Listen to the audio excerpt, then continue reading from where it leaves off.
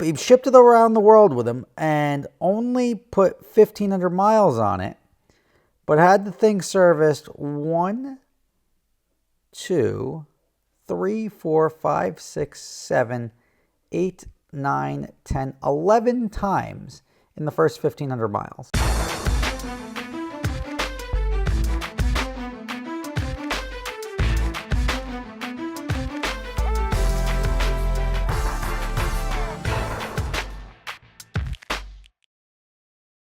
What's up, guys? Rob Ferretti here, and yes, my last name sounds like spaghetti. I got a great kitchen behind me, but I'm not a great cook, right? Admittedly, you admit what you're good at, and cooking is not one of the things that has been blessed upon me. So I end up going out to eat a lot, or my wife cooks every once in a while, but that takes a lot of time and you have a lot of cleanup. Sometimes you just want a good, healthy meal that's not a frozen supermarket meal. And that's where today's video sponsor Factor comes in, because they've got never frozen meals prepared by excellent chefs delivered right to your door. Factor supports wholesome eating made simple. Factor meals arrive pre-prepared and ready to eat in 2 minutes, taking the guesswork out of what to make for breakfast, lunch, or dinner. Their menus are updated weekly and include 29 plus meals and 33 plus add-on options. Choose your favorite meals or let Factor craft your order based on your taste preferences and meal history.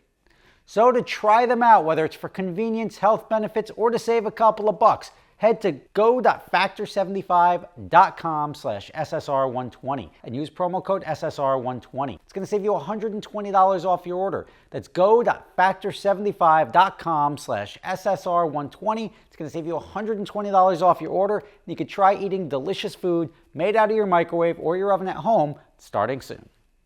All right, guys, Rob Ferretti here, and I'm looking a little bit more casual than usual sitting here in these chairs.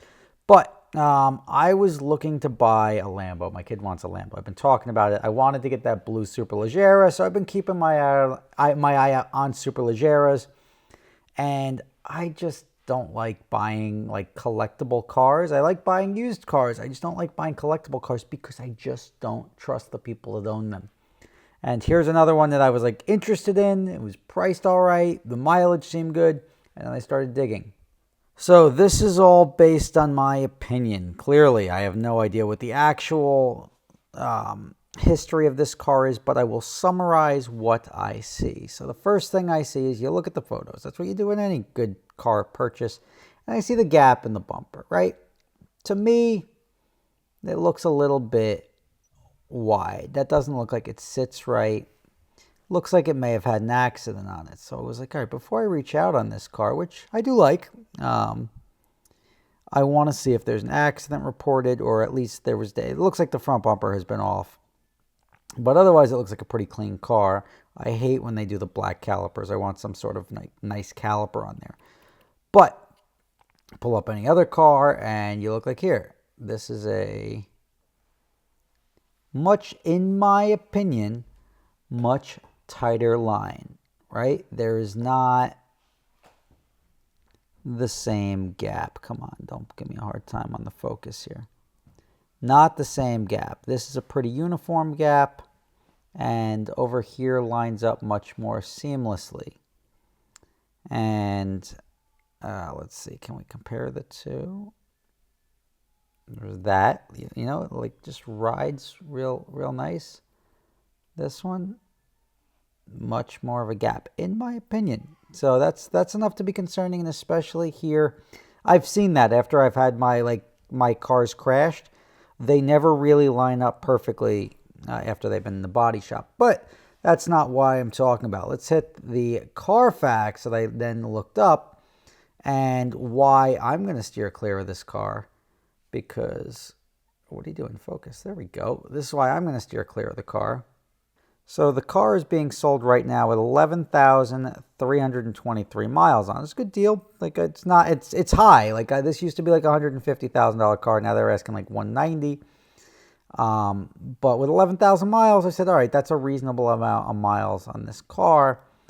And then you start digging into it, right? The last odometer reading was 10,576. All seems to line up. There have been 6 owners on this car. And of those 6 owners, there are no accidents, no total loss, nothing. Everything looks good as far as that. And then I start looking into it. And the first owner bought it in 2011. right? So he bought it, 69 miles, February 1st of 2011 is when it was sold. And oh, you know, it looks like it went from Motor Cars of Georgia. It was sold out of Prestige Imports in Miami. Brett David, I know those guys, all good people. But when you start looking at the history on it, now somebody owns it. It's registered. It's got 90 miles on it, and it's in the service facility. And that could be like, hey, you know, the guy didn't like something. It was making a squeak, whatever. It could have been anything. But when you start looking at it, this guy has it for his first 2 months. And he comes back with 335 miles on it, right? So it goes from February to March to April, and he's got 300 miles on it. But in that time, it was serviced once, serviced twice, serviced a third time. So it's serviced 3 times inside the first 300 miles. Then, I don't know why another title was issued. Let's see, 211. It's the same year, right? I don't know why a title was issued from 28, and then you fast forward to 725, which is only a couple of months later, and there's another title issued. Whatever. But then you look, and now the following month, it's in the service facility again, and it's got 500 miles on it. So this guy, over the course of 4 months, puts another 100 miles on it. Then the car is offered for sale, which is fine. This is all under the same owner. Then the vehicle is serviced, it's serviced, it's serviced, it's serviced. And here between August and November, the car gets serviced 3 times within 3 miles. And then in December, it's got 14 more miles on it. And it comes in to get the fluids checked and the oil and filter changed and the brake fluid changed. Now you tell me why a car with 500 miles on it needs oil, fluid, and brakes, right? Oil, fluid, and brakes. You don't do that on a car until, most guys won't do that on a car until it's at 10,000 miles, 5,000 miles, whatever. If you're aggressive, it's 5,000 miles. But a lot of people just wait till the car says, I need oil. It's definitely not in the first 500 miles. So this thing's been serviced a dozen times inside the first 500 miles, inside the first year, and is getting all of these fluids changed. Something's not right there. So now vehicle is having the keys reprogrammed. Another mile later, 30 days later, and a mile later, vehicle's offered again for sale. Back in for service 7 months later. Recommended maintenance performed, because why wouldn't you service a car with less than 1,000 miles on it?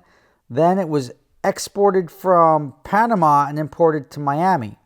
So somewhere between December and then April, the car ended up in Panama and then back to Miami. It was imported back to the country, which is weird. Then another odometer reading at 1,400 miles. Then another vehicle purchase report. Is probably the same guy going back and forth, but this guy's pretty sketchy.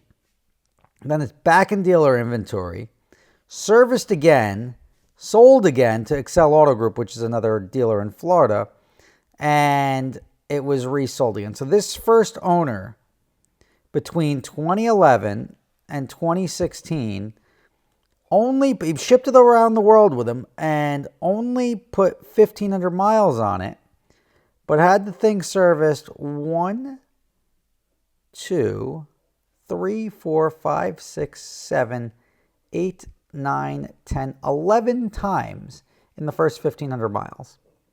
That looks suspect to me. Like, nobody gets a car serviced 11 times in 1,500 miles and then does a full fluid change at 500 miles. So that's just sort of a non-starter. Then you look at everything else. It starts seeing some more mileage because it was put for sale at Excel Auto Group in 7 of 16. By 10 of 16, it's already got an extra 1,300 miles on it. So that car clearly isn't a collector car. It's been sitting around if the dealer's putting 1,000 miles on it.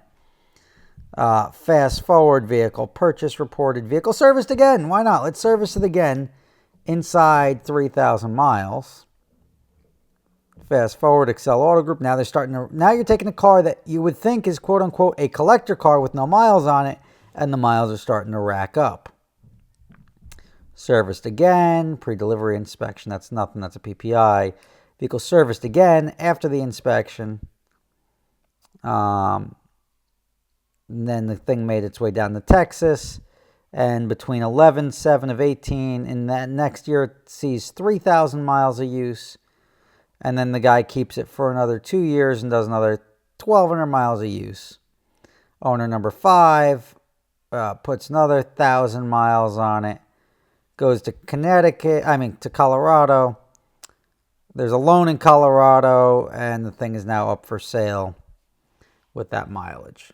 So I'm going to steer clear of this car. I think it's had paint work. I think the story of this car is not represented via Carfax or via the mileage on the car. I think it's something fishy. I'd love to know. I wish they told you who the owners were, right? So you can go back to the guy's Instagram account. You can go to social media. You can see the events that they did and say, like, how'd you do an event? On this date, I saw you did a drive, which was 150 miles of driving, and then you brought it back to the dealership 3 miles later. Whether the guys, and I know guys like this, that roll back their car in between service. They know when their mileage is going to be clocked by a computer, right? They know when they're going to bring it to a dealership, they better roll it back. They look at their last service bill, they roll it back. They keep warranty forever, and they keep the value down on the car because they roll their cars back all the time. I am not a fan of that. I hate stuff like that. It drives me nuts, but that's why I'm going to steer clear of this Lambo, even though I did like it. I do want a blue one. Blue Superleggera would be pretty cool, but a 2011, 12, the newer ones, or even a Balboni. I'd buy a Balboni too. But this is not the car. Those are the reasons I'm not buying it. I just, I can't see 11 service appointments inside the first 1,000 miles. Doesn't make any sense.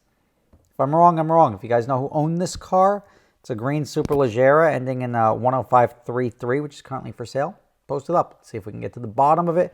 Not that it's going to change my mind or I'm going to buy it, but I'm not going to pay, essentially, even though that's considered a good price now, to me it's full-blown retail for a 10-year-old car, when you can get my next Huracan Spiders coming in as like $260,000. So for the extra couple of bucks, I'll buy a brand new 2022 Evo Spider or 23 Evo Spider versus going out and buying a 10-year-old car with a questionable history. Rob Ferretti, thanks for watching. See you tomorrow. So thanks for making it through the whole video. Adventure Drives is going back to Iceland March 1st through March 6th. So if you would like to join us, it's a great trip. It's a short trip. It's one of the cheapest ones we offer, and it's packed with activities. We're snowmobiling on glaciers, going to the Blue Lagoon, having some great restaurants, doing some really remote hotels, which gave you a great view of the Northern Lights. It's going to be a great time. So if you want to join us in Iceland, visit adventuredrives.com. There's a link right below in the description.